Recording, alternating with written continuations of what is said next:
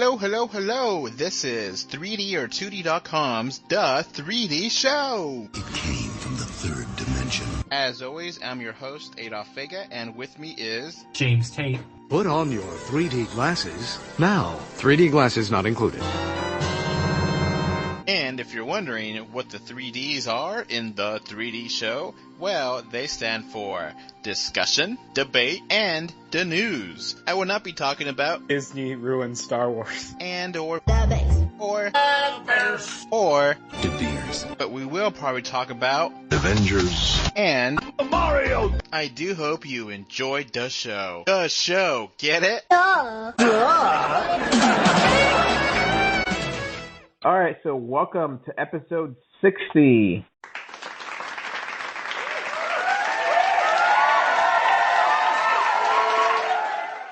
Woo, another big round number, somewhat. Yep. A lot of topics.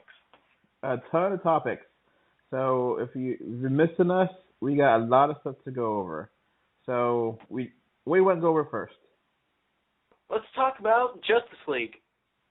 Alright, so yesterday, as of recording this on March 26th, 2017, March 25th, Warner Brothers released a actual trailer to Justice League. And what'd you think? Looks a lot like Avengers. Yeah. It looks corny, which, considering that the other Batman Superman movies are kind of really serious and down, I could take corny over, serious and dramatic, Yeah, but I'm just saying, like, the plot of it really looks a lot like Avengers. Yeah, there's a threat, and then you have to gather the people up together to handle the threat. And one thing that kind of, I don't know if you noticed this watching it, I think they're really kind of overcompensating with Aquaman to really make him look amazing. Yeah, like, I feel that they're trying to make him a meme because he's so made fun of. Yeah. You know? I mean, people have been disrespecting Aquaman since, the Super Friends in the 70s. And it really, DC has really tried to give him proper respect, make him the king of Atlantis, make him be incredibly powerful, not just the fish psychic. He actually has a lot of durability and strength, being that he could survive in the deep, recesses of the water, ocean pressure, which we can't do, So this trailer, he looked really badass. Yeah. And it seems like, I don't know, every trailer with Wonder Woman in it, it seems like she is actively trying to, like, kick people, or like a slide kind of kick kind of thing, get from below. But she looks fine, and Batman's Batman, The Flash looks fine. They did a lot of the special effects when he's in the Speed Force, and it looks like I think it'll be fun. I'm positive about this. I'm not, One thing that I have to point out, though, is that, like, Cyborg is, like, completely CG, and it looks bad. Yeah, I think I've gotten used to it, but he looks kind of like Transformer-ish. I mean, he looks like a cartoon, Yeah, so Cyborg, considering that he is like the newest quote-unquote Justice League member, for the most part, that used to be like Green Lantern, but now they're doing Cyborg instead, I guess that's going to be part of the story, how he gets his powers, because, that's how he did it in Batman vs. Superman. They kind of explained it, so... Yeah. I mean, I don't have a problem with having Cyborg there. It's just, it's a little distracting. Yeah, it just looks like a crystal. It doesn't have like a design, like a robot suit or something. It just looks like a crystal, refracting light everywhere, and it's kind of weird. It looks alien. It doesn't look human. It doesn't look robotic, really. He also has, like, Iron Man abilities, too. Yeah, like he changed his face up so he could fly up or something. Yeah, that looked very Iron Man to me. Yeah. But I mean, okay, Cyborg is like more or less the evolution of Iron Man, right? Because Cyborg is, you know, half robot, half human, almost. Or maybe majority robot, you know, partial human. Like he has a human brain and a human head and like some parts, but for the most part it is robotic, right? Yeah. So it looks fine. I mean, it seems like a little bit more comedy than, and which is good, you know, good kind of comedy. You know, we'll see how it actually works out. Coming out November 17th, so that's pretty good ways. You know, Thanksgiving Day, Thanksgiving kind of time frame. So we'll see. Yeah. All right. So what do you want to go for next? Let's keep going on with movie news. Okay. So, I don't know. What's some new movies? Well, kind of talking about DC and comics, Aquaman has been delayed again to 2018 next December. So Kind of weird how a lot of these like quote unquote introduction films are coming out after Justice League.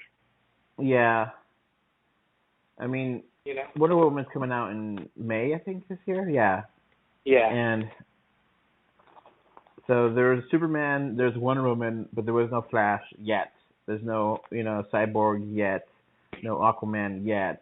So, I mean, I guess they're doing the same thing like they did in Avengers, where they're just introducing. Remember how they didn't have not Nightcrawler. I was thinking the woman. My brain's not working.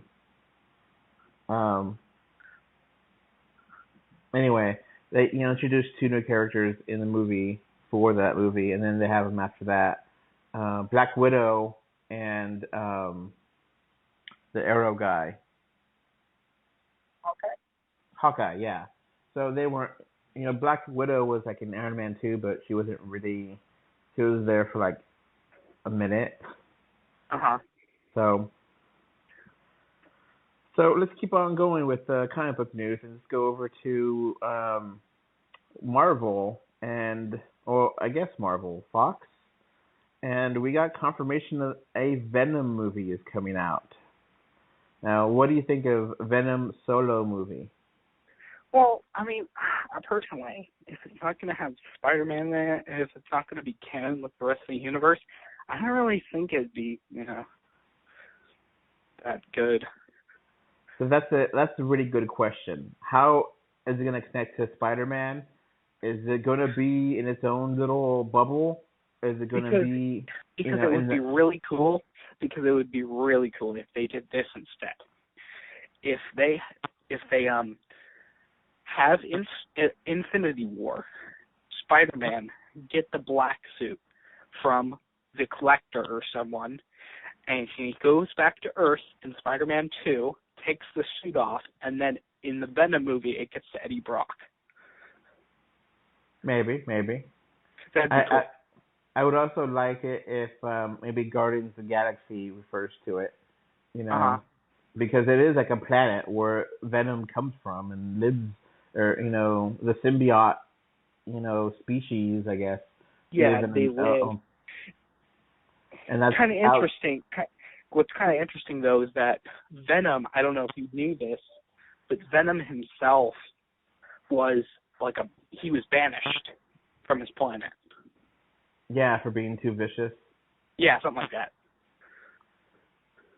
So there's other symbiotic kind of creatures like Venom, but I can't imagine there'd be an entire movie of that culture of symbiotic creatures. Yeah, I mean, that would be cool, but I don't see a film, Yeah, I mean, and it's such attached to Spider-Man, it's one of those things that it's how do you connect that dot, you know? And then you also have to remember, like, if this is going to be about Venom, then the only logical villain for him to have is Carnage.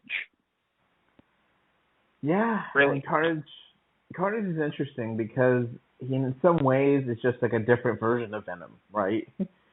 Well, okay, Carnage, the biggest difference between Venom and Carnage is who has the suit. And also, you have to remember that Carnage is a younger symbiote, so he's stronger than Venom. Venom's old. Carnage was just born, and he was actually, I don't know if you know the origin behind it, Venom actually, the Venom symbiote is androgynous and gives birth asexually. So Carnage is actually the reproduction of Venom. Interesting. So basically what happened was that Eddie Brock's symbiote, the Venom suit, got pregnant one day and split, like cells do, kind of like that. It split through mitosis or something, and the result, that symbiote got attached to a serial killer named Cletus Cassidy. So instead of, Eddie Brock is just an average Joe who's really strong and doesn't like Spider-Man. He's not an evil character. He can be a villain, but he only hates Spider-Man. Cletus Cassidy is a murderer. He's insane. He's like the Joker, Yeah. They're different characters. Yeah, and Eddie Brock, from what I know, has a legitimate complaint about Spider-Man. He lost his job, and, he doesn't, because of him, and it makes, he has a vendetta against him, and it's a legit one, And the thing is that you have to remember that, like, Venom isn't necessarily evil. He, on occasion, will save people. It's just he hates Spider-Man. Yeah, it's kind of like an anti-hero kind of thing. Yeah, right? yeah. So, it's interesting. There's still a lot of questions. Is this going to be in the Sony universe? Is this going to be, because there's going to be that animated Spider-Man movie with Mike Morales. And that could be set in that animated universe and not be attached to the MCU at all, and that would be okay. Animated way would work. But how do you separate that? That's And then the Venom itself, it doesn't really speak unless it has a host, right? It doesn't really have a voice of its own, or no. He's basically the only time that he can really speak is when, like, someone's talking for him. So let's keep on going here. I changed subject to another Marvel movie, Thor Ragnarok. So we got some pictures of Thor for this movie, and he looks very different. I almost did not recognize him. Yeah, it's looking more and more unlike Thor 3 and more like Hulk. And Thor. World War Hulk or whatever. What's it? Planet Hulk? Think it is? Yeah. That's what it looks like. And it looks like, Thor cut his hair off, which, he's iconic for having very long blonde hair. Now he's like a very, very short military kind of cut. And he really looks way different. Like, he doesn't have his cape anymore, I think, right? And he's with Lady Sif, I think, and I guess those relationships are going to be a part of this movie, because I don't think that his girlfriend on Earth is going to be part of this. No. Which I never. Yeah. Then I also have, of course, a gripe about them changing Valkyrie, who is a character in the Thor comics, who's blonde, into a non-white. That's kind of an issue only just because of mythos. Like, Nordic people are Nordic people. They're not other types of people. You know what I mean? Yeah. Like, it goes against the Norse mythology. Yeah.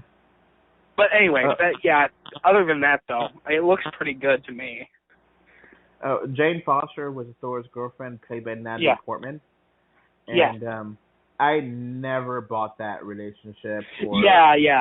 Yeah. I always thought that he had a lot more chemistry than with Stiff or whatever her name was.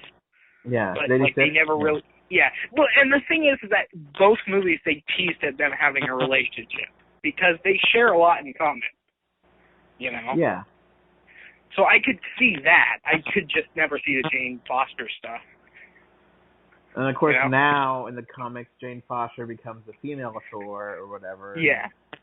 You know, so I don't think Natalie Portman is going to be part of this at all, which is fine because I like you said, I don't believe that romance at all. I thought it was terrible. Yeah, exactly. it was even though it is good for memes when you know you have like Natalie Portman talking to Thor about like how like some meme where it's like it cuts to like Natalie Portman talking to Thor and then it shows Anakin and he's mad. Like those are good memes, but other than that, for making memes online, that's good. Yeah. But not, you know. Yeah.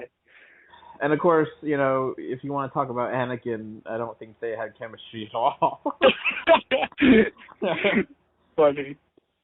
Which, you know, that's ripping apart Star Wars Episode 2 for love is it's just too easy. It's just too easy. But he hates sand. Ugh. Worse than a rock. It gets everywhere. Yeah. Beating up on the prequels is just too easy. That's just too, you know, that's not even worth doing anymore. I mean, but the thing is that they're so quotable. They're so memorable. That's the reason why. Yeah. I mean, for God's sake, Natalie Portman was, you know, it looks like she was like 10 years older than him in the first one episode, and then episode 2, they're the same age. I was like, what? Yeah, like she didn't age. She was supposed to be 14 in episode 1, but she didn't look it. It looks like there's no time passed. And so, like, when you just see Anakin age so much, it's like, what the hell? It's like, yeah, they're not at all. Yeah. Yeah. But whatever. All right, let's move on here. Prequels are the prequels. All right. So so Pixar and Disney released a new trailer here, and it's for a new upcoming movie, a new original movie, called Coco. Have you seen this? Yeah, I remember seeing some of it. I saw a trailer in the theaters, just I don't remember it that well. Okay, so it's like I guess Hispanic kid, child, a guy, and he is like looking to his father, which is, you know, in a cassette tape of him being like in a novella, and then he gets his guitar from like a museum, and then he strings it, and then he goes to, it looks like the afterlife, and he's not sure what's going on, and he has his little ugly dog with him, and that's basically the story from the trailer, where Coco is, I guess the name of the kid is Coco. I don't know. Yeah. So. Yeah, really interesting. It looks Go ahead. Yeah, I think it's good that they're at least trying something new. Well, is it new? Well, I mean, for Pixar, that's not another Cars sequel. Cars 5. Yeah, I mean, okay. Boogaloo. So, all right.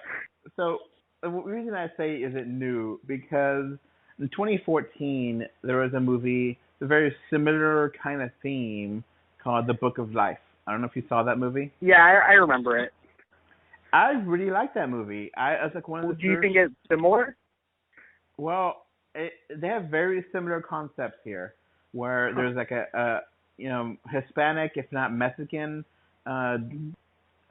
references to the Day of the Dead and I know, like the mythology, like the Aztec kind of mythology thing with the dead. And you know, being musical as being a big part of the. So it really looks like a different version of that movie, which that movie I really liked. I thought it was really one of those movies that people did not talk about enough. And yeah. I really liked it. I think I gave it an 8 out of 10 back then. But that was like one of the first 5 or 6 reviews I did on the website. So, that was way back in the day, 3 years ago, and the good old days, the beginning of the website. And so I remember that, and a lot of people said that online, that, hey, this looks a lot like the Book of Life. Did they just see that movie and just say, hey, we'll do our own version of it with a little kid instead of a romantic movie with, adults? So, I mean, it looks fine. Yeah. Kind of another action movie. So, all right. Disney is going to remake pretty much all of their animated movies. And Mulan is one of them, and Mulan is not going to be a musical, unlike the original animated one. Is Mulan going to be played by what's her name from Ghost in the Shell? Scarlett Johansson. Yeah. Well, I guess that's better than if you were to say, I don't know. I was just making a joke about the whole Asian replacing or whites replacing Asians in film. Yeah.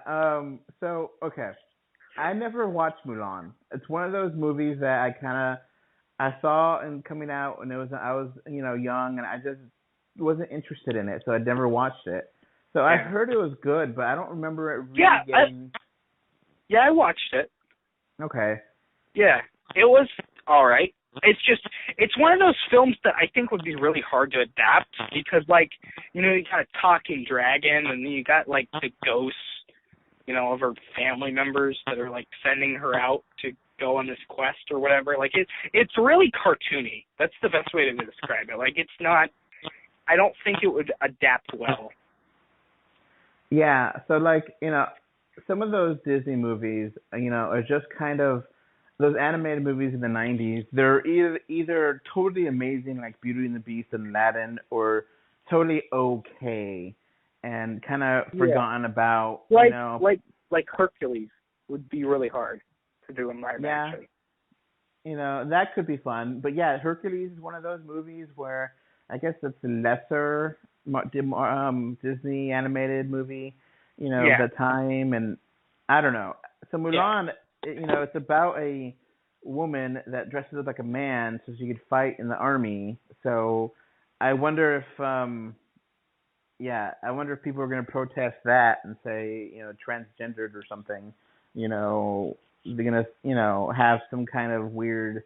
People that don't know the story are going to attack it for being that. I don't know. So musicals, okay, Beauty and the Beast, we'll get to that in a minute. I think it really works wonderfully. I love that new version of it. So musicals, it either works or it doesn't. So I guess really hit or miss with those films. Yeah, it either works perfectly and you love it, or it just kind of drags and it feels off. And I can imagine this not be a cartoon, be live action, and just feel off. I mean, I don't remember any of the songs being catchy, the zeitgeist for Mulan anyway.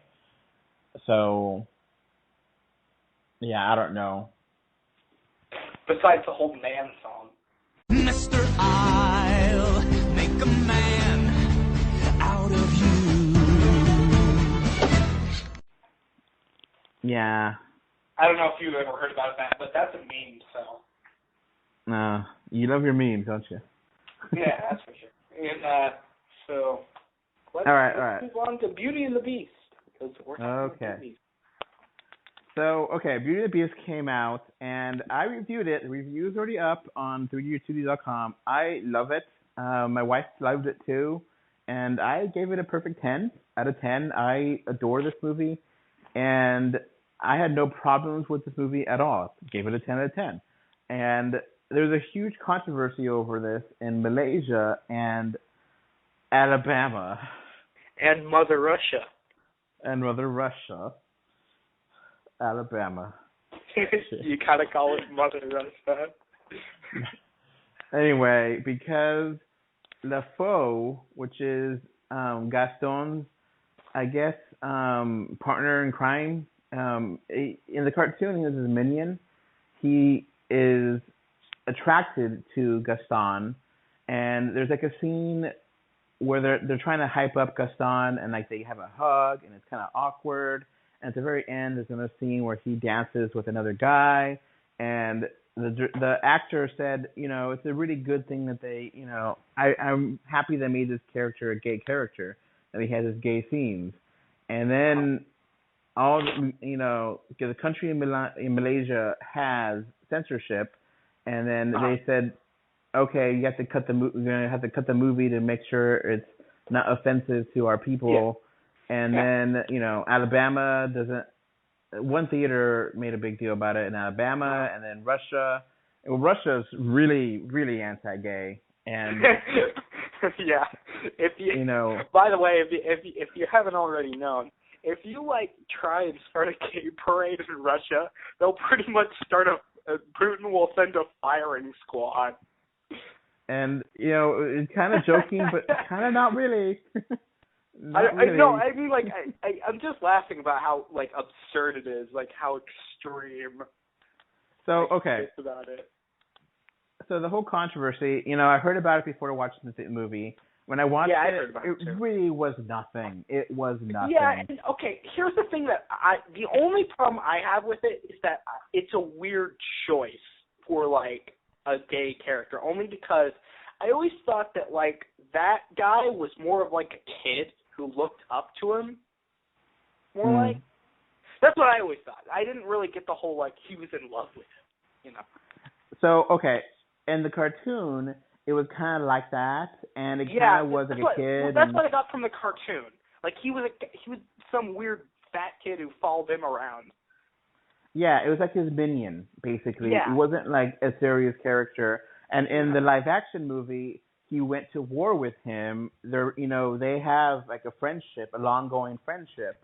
And the reason why LaFoe, it looks like the reason why he tolerates Gaston and him being just total, jerk all the time to everyone is because he's attracted to him, which it makes sense because Gaston is supposed to be a super handsome guy, so actually in the context of this movie, I have no problems with it because it makes a character more three-dimensional and gives him depth, and you kind of understand more of him, than you would if he was just a minion that was with Gaston for no reason. So it makes sense that, he knows it's not really going to happen. You can kind of tell, in that time period that wouldn't happen, but he can just dream about it. I kind of compare it, how very early on Smithers had some gay references in the Simpsons to Mr. Burns, and how it was just kind of subtle there. You may not catch it if you're a kid or not paying attention, but it really wasn't explicit. And now it's more explicit. Now he's out, and it's a bigger, big part of the character. But it was kind of just subtle. Mm-hmm. That's how it is in this movie, and I think it's much ado about nothing. So the only thing that I have an issue with is that I think that this controversy, if you would even call it that, wouldn't be a controversy if I don't know who started the whole thing, made a big deal about it to begin with, first gay Disney character. You don't even have to mention that. You don't even have to bring that up. Just, have it in the film and don't make a big deal about it, Yeah, I guess. Because, here's the issue. Here, I can see both points, but here is the issue.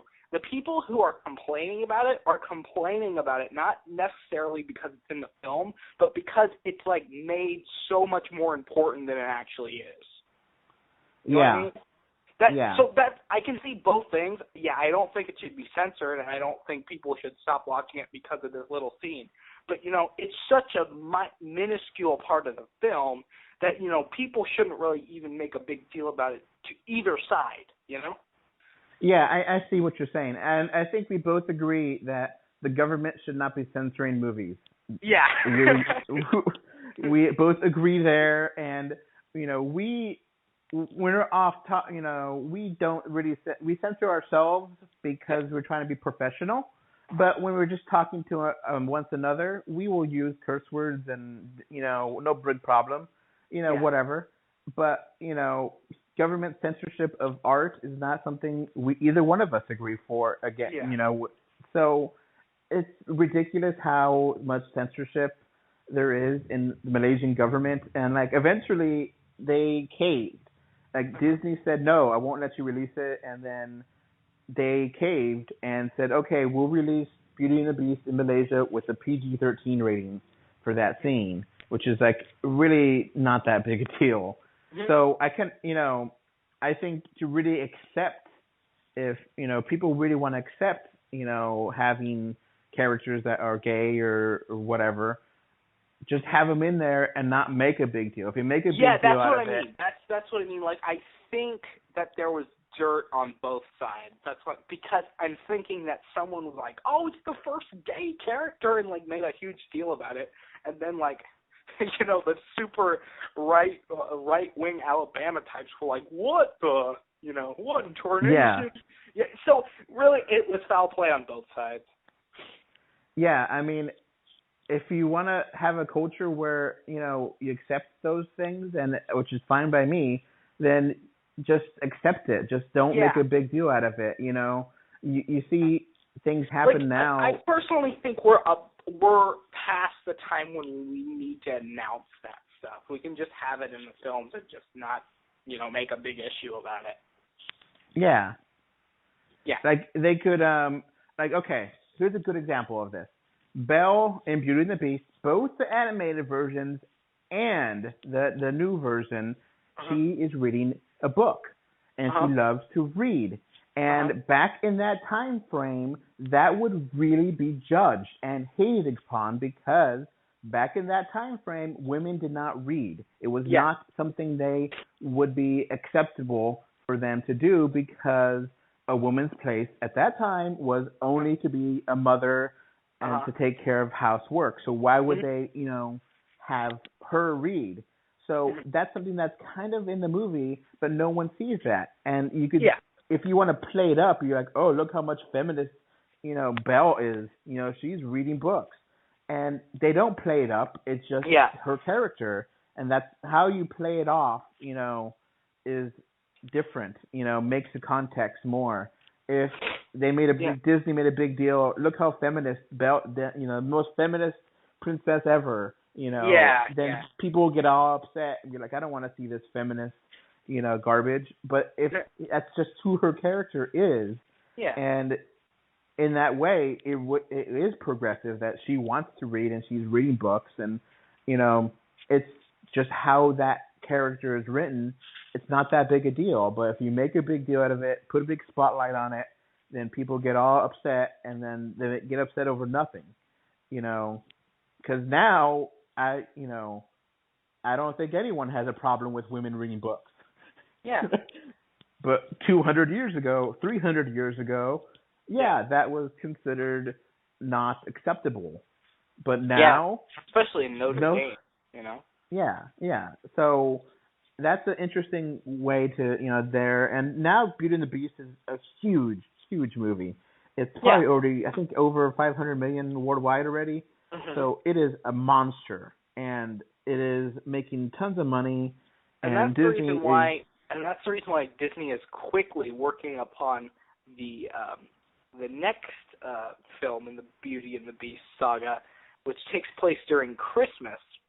And it has, I don't know if you know what I'm referring to. No, I don't know what you're talking about, man. What are you going No, I'm talking about the direct-to-video sequel that had, was it Bill Murray or something as the villain, and the villain was... the villain was a talking piano. Full piano, voiced by... Yeah, I was just making a joke about that. It's super popular. Well, let's make a live action adaptation of the direct to video sequel. Yeah, those direct to video sequels. I think the only ones that have worked were Aladdin. But I mean, for they are a really bad track record, and that would be really kind of sad if Disney's like, yeah, let's make a live action, Bambi 3. Yes, Bambi 3. Whatever. 4 years. Yeah, but I don't think that's gonna happen. Yeah. But so far, I'm digging how Disney's doing their movies. Last year, I really loved Jungle Book, and this year, I really love this one and Beauty and the Beast. So the only one I haven't loved was Cinderella, which I thought was just kind of bland and boring. But so far, their track record is really good. Yeah. I mean, there's also some of the editing and updating of the story is just how it naturally is. Like, I remember someone saying that the Jungle Book, if you read the original Jungle Book, Mowgli is naked for the entire movie. Yeah. And that's not going to be okay to have a naked 7-year-old boy all the way through the entirety of the movie. That's just not going to be okay. Not because of censorship, just because I think most people really don't want to see a naked child for an entire movie. It's kind of, that's an acceptable upgrade to modern society, not wanting to, in a book, that makes sense. It makes sense for Mowgli being naked because he's living out there. Why would he want clothes? Why would he know what clothes are if he's living with animals? Animals don't wear clothes. So, it's one of those things that, the books and the movies are always going to change from the books, and the movies remakes are always going to be different. There's a lot of other differences in this live action movie than in the cartoons, which I actually think make it better. But there's always going to be that. That's how they're always going to change things. I think part of the reason I didn't like Cinderella was just because it was so exactly like the animated version that it just didn't seem like anything different, or it didn't have its own. So whatever.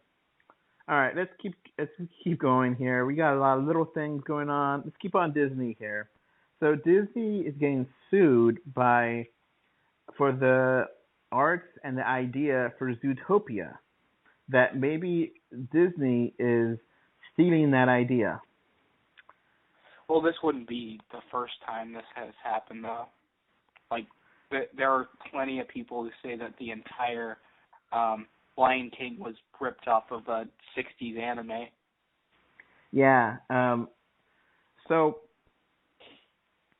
I put this on the website a couple of days ago, and I found it really interesting because, like, the person that Gary Goldman is the person that's saying this, and he has credits in Total Recall and Big Trouble in Little China, and that he was, given an idea, shooting off ideas with Disney for a animated movie with anthropomorphic animals that live in a town, and he actually has art that he created, and you can see the comparison between Disney version and his version, and like some of them are really different.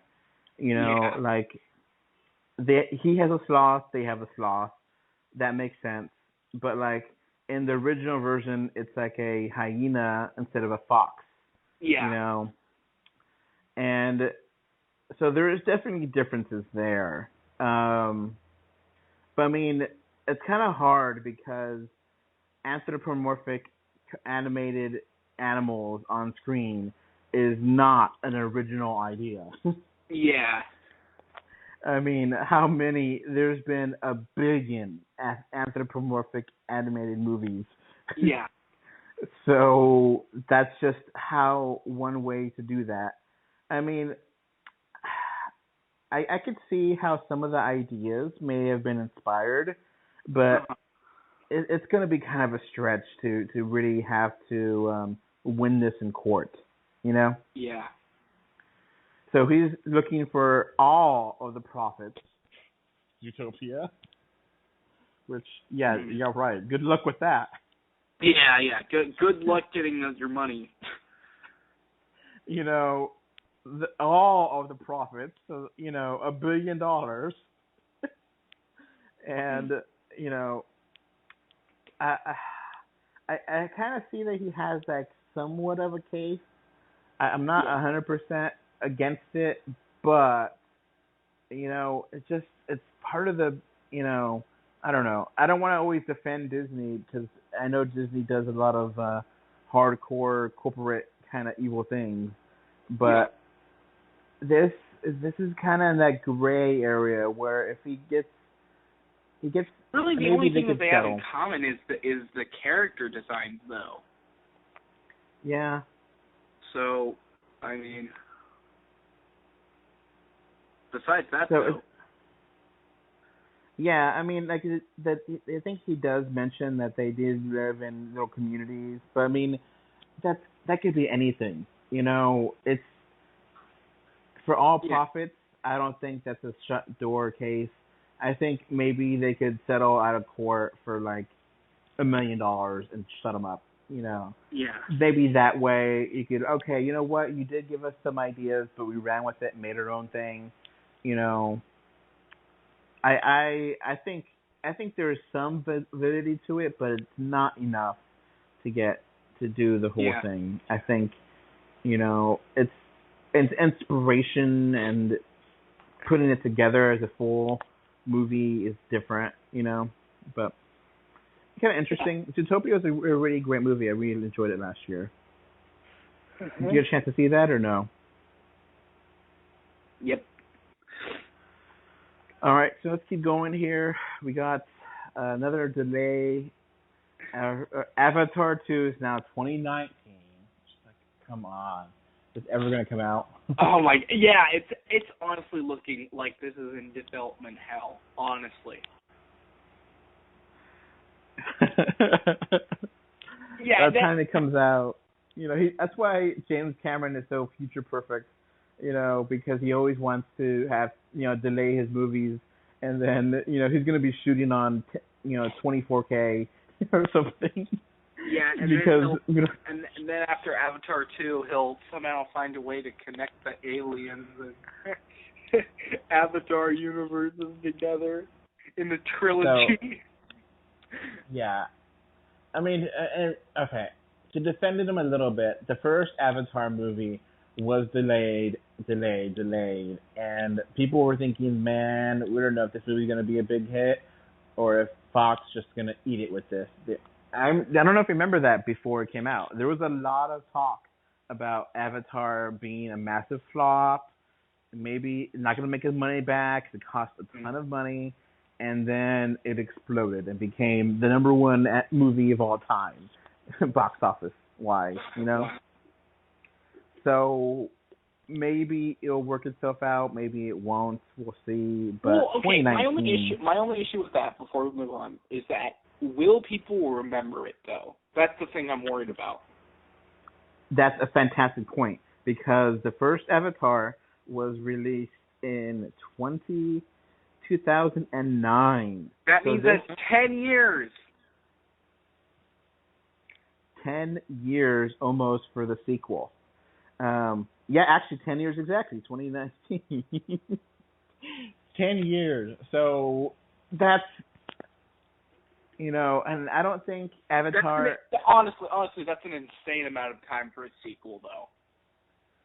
Yeah, it really is. And it's one of those things that I just don't see it. I just don't see how they could recapture a lot of the magic unless it's a total amazing thing that, you know, I just can't understand how they could...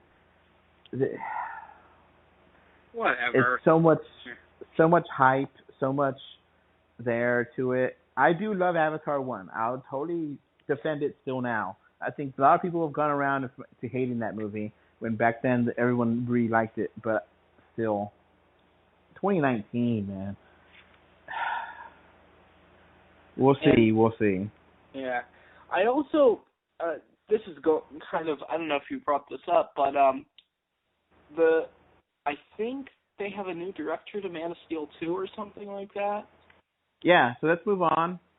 So they're talking about with Matthew Vaughn, which he has said that he wanted to do Man of Steel, and if he would have done it, Matthew Vaughn would want to do like a Richard Donner kind of Man of Steel movie, where it's more uplifting, more kind of jokey, which is fine. That's kind of Superman I do like.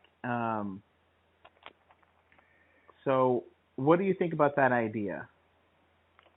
Okay, I'm just going to try and be positive about it, because Man of Steel 1 had a lot of problems. I will accept that, like, just from critics alone. But, like, we just got to see, Yeah.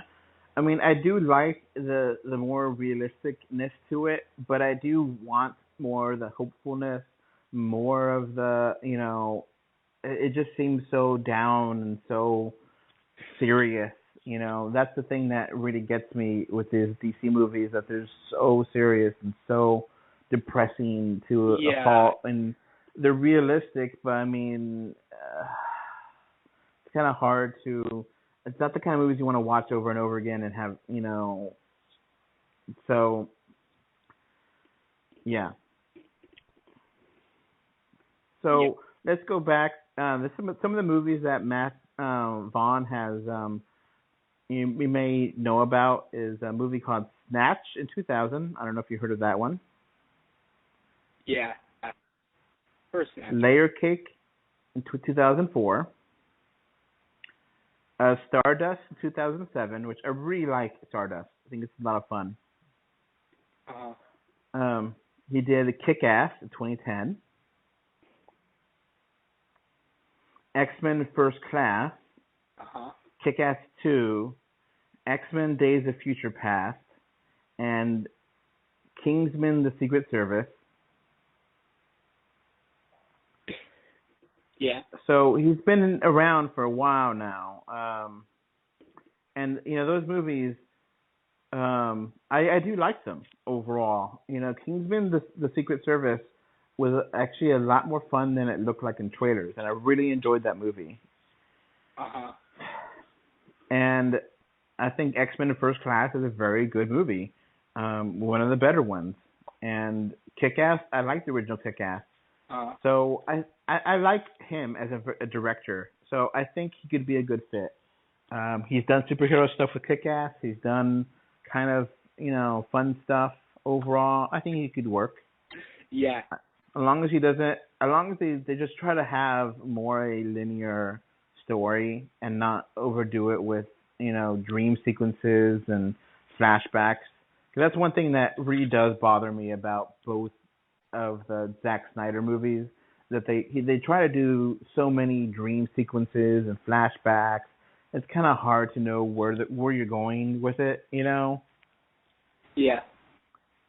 So sure, have that, So we got another movie, James. Talk about a trailer that just came out this week that we're recording this. It's for an animated movie called Captain Underpants. Have you heard of this?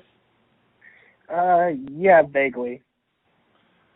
Okay, so if anyone doesn't know about this, I think it's based on like a series of books for preschoolers, and this movie trailer shows off that two preschooler best friends make their own comic book character called Captain Underpants, and anyway, they make their mean principal into Captain Underpants, and the hilarity ensues.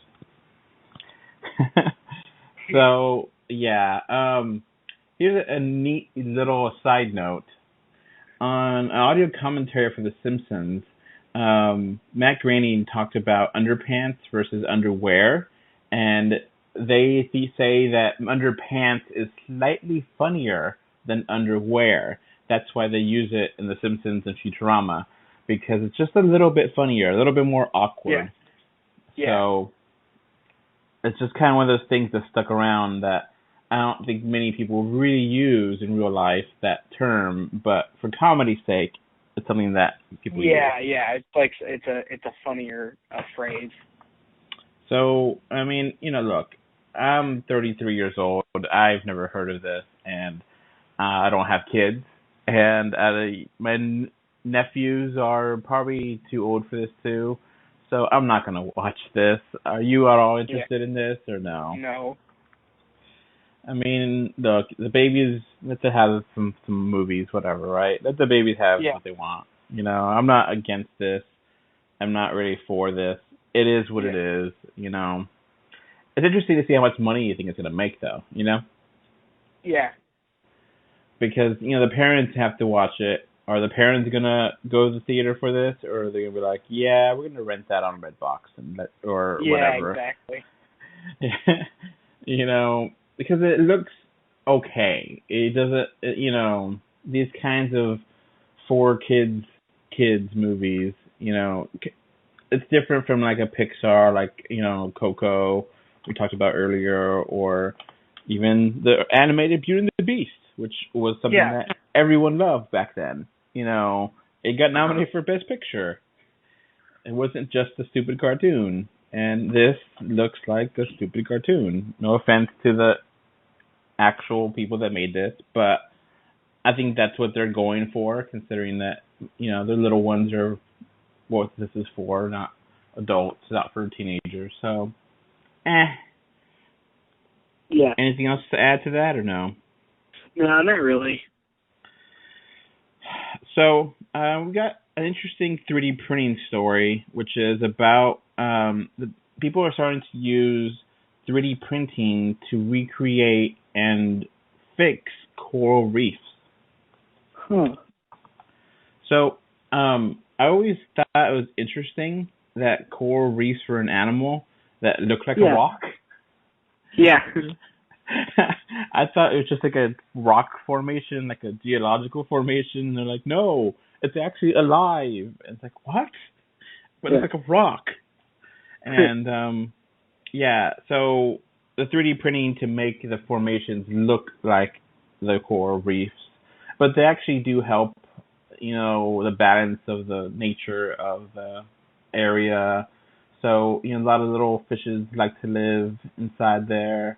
You know, they like to have a nice little, you know, it's good for their environment, and not having it is a problem. And, you know, part of it is our problem, part of it is natural problem. Yeah. You know, I'm not a marine biologist, so I really don't know the details of what's killing coral reefs, but it's interesting nevertheless. Yeah. Anything to add to that or no? Well, I mean, 3D printing has shown, like, that it can be used for so many different, like, things. Like, even I've heard that eventually we'll be able to 3D print organs. Yeah. So, very interesting. So, we haven't covered any real video game news, per se, just because it hasn't been one of those times. You know, Nintendo released a Switch, and it's doing pretty well. The 3DS is still there, but the focus is now on the Switch. And, you know, VR has been kind of slow to adopt. You know, there's not many games coming out for PSVR right now, or anything really, just maybe 1 or 2 a month, if that. So, there is some interesting news, though. There is a game called Radiant Historia, The Perfect Chronology, and that's coming to the 3DS. It's coming to the 3DS sometime this year in Japan. We probably might get it next year. Have you heard of this game? No. So Radiant Historia is a very interesting RPG. It's very similar to Chrono Trigger, where you have to change time and have events happen, and then you go back to those events and then see what changed. But to like the next level, where you really have a lot of control over time travel. And it was a very, very late DS title. So this is going to have, it has multiple endings, just like Chrono Trigger. I never played it, but I heard amazing things about it. And it's going to be kind of unfortunate that this is going to also be at the very end of the 3DS life cycle. But at the very least, you know, it will be on the eShop, so you could download it, because the cartridge of Radiant Historia became extremely rare. So it became really hard to come by. So at the very least that, but that's a really cool concept and cool game, and they're totally remaking it for the 3DS. Yeah. We got some more Fire Emblem news, which, whatever. You know, we both have a kind of a, not really negativity to Fire Emblem. We're just kind of tired of it already, and we don't even play the games.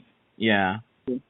So Nintendo did showcase a new special edition of its upcoming game, and it comes with the book, limited edition Fire Emblem Echoes, the 3DS, and it comes with the art book, comes with the CD, little pins and stuff for $59.99. So it's not too expensive. So Echoes is the second. It's like the remake of second Fire Emblem, which is the second Fire Emblem ever came out here. So that's something. It has all these little figures, and they're gonna have new amiibo for this game, a dual pack. So it's like gonna be like 10 Fire Emblem amiibo by the end of the day. It's kind of crazy for just one franchise that's recently gotten big. And we also got so Nintendo released Zelda Breath of the Wild on the Wii U and Nintendo Switch. It is a 3D Zelda game, and it's incredible. I love it. I've been playing it nonstop since I got it. And they've actually released a making of featurette. I don't know if you knew about this, James. So they have made it's on YouTube, and Nintendo officially sanctioned making of video. And one of the neat features of this video is that things that were cut, things are not in the game. But one of the aspects I want to focus on is that they actually made a 2D Zelda game to basically scale this 3D game. So they used the Zelda 1 engine and basically made that as a prototype, so that way where you're going and what's going to happen here. So I think that's kind of fascinating. They could then convert that into 3D, into a 3D, polygonal 3D, not stereoscopic 3D game. Because you don't really think about that when you're playing a game, how they map it out to get level design, and you think a 2D, like Zelda 1 level design, wouldn't really be useful to them when you convert it to a modern game. But, that kind of prototype idea is fascinating, Yeah, I see that prototype is very interesting. It's the kind of thing that you kind of want to play, Mm-hmm. Yeah. It's release something on 3DS, have a version of it that works. But that's pretty much everything. All right, so that's going to be it for the show then. Bye. All right, bye. All right, so that's going to wrap up this podcast. Remember to like, comment, favorite, subscribe, love, whatever. Heart it, be something. 3D or 2D.com can be found on Facebook, Twitter, Instagram, YouTube, iTunes, Google Play, Stitcher Radio, and SoundCloud. And if you want to send us email, our email address is email3d or 2d at gmail.com. And thank you again for listening. Bye. Thanks. Bye. Bye, everyone. So well, actually, it's crazy that some movies like Alone look really kind of weird when you're thinking about it, Yeah. I don't know if you heard about this news. This news is probably new to you. It's about a movie coming out that I actually referenced earlier. Remember when I said that Mel Gibson wanted to do a second Passion of the Christ? Yeah. Well, get this, and this surprised me. Apparently, he came out with a statement saying that he wanted to set the entire first act of the second film in hell.